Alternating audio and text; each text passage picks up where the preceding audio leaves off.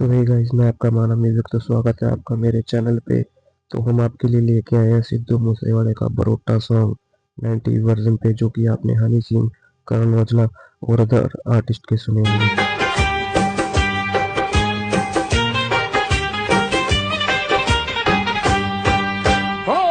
सीधे वर्गा सी जुस्सा जट दा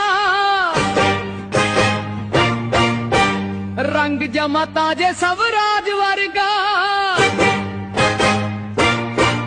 कबूतरियां तेरे जइया बहुत पिछे सी मुंडा सरी पंचा दा सी बाज वर्गा हो चढ़ी सी जवानी पटरोल वर्गी लिश्क दा सीगा तेरे गोटे नाल दा हुस्न दी